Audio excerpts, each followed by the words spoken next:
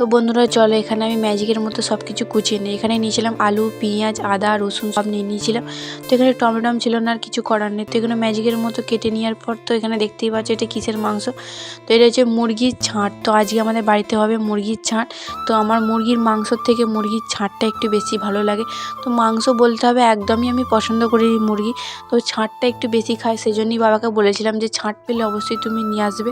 তো বাবা ছাঁট পাওয়ার জন্য নিয়ে এসেছিলো, বাবাই ছাড়িয়ে পরিষ্কার করে দিয়েছিল। তো এখানে আমি নিজেই রান্নাটা করে নিয়েছিলাম। তো মা গেছিলো কাজে। তো প্রথমে আমি আলুগুলো ভেজে নিয়েছিলাম আর জিরাটাকে শুকনো ভেজে প্রথমে বেটে রেখে দিয়েছিলাম, টমেটম ছিল না বলে। তো একটুখানি ধনেপাতাও নিয়ে এসেছিলাম। তো এখানে প্রথমে পেঁয়াজটাকে ভেজে নিয়ে আসতে করে, তো পেঁয়াজটা ভাজার পর আদা বাটা, রসুন বাটা সব দিয়ে কষতে থাকি। তারপরে হলুদ গুঁড়ো, লঙ্কা গুঁড়ো, নুন এগুলো দিয়েও কষতে থাকি। তো তোমরা তোমাদের বলো যে ছাঁট কাদের কাদের খেতে ভালো লাগে। ছাঁট হচ্ছে আমার সবথেকে ফেভারিট। তো ছাঁটটা আমি অনেকটাই ভালোবাসি। তো আমার শুধু ছাঁট দিয়ে ভাত খেয়ে নেবো, তো আর কিচ্ছু চাই না। তো প্রথমে এখানে আমি দেখতে পাচ্ছি মশলাটাকে কষে কষে তেল বার করে নিয়েছি।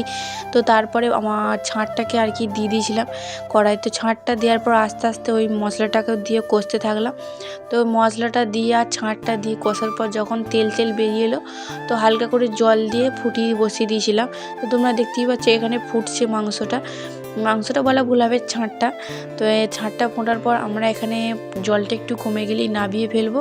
তো চলো ভিডিওটা এই পর্যন্ত, আমি খেয়ে নিই ছাঁট দিয়ে ভাত। তো তোমরা আমার চ্যানেলটাকে সাবস্ক্রাইব করে যেও।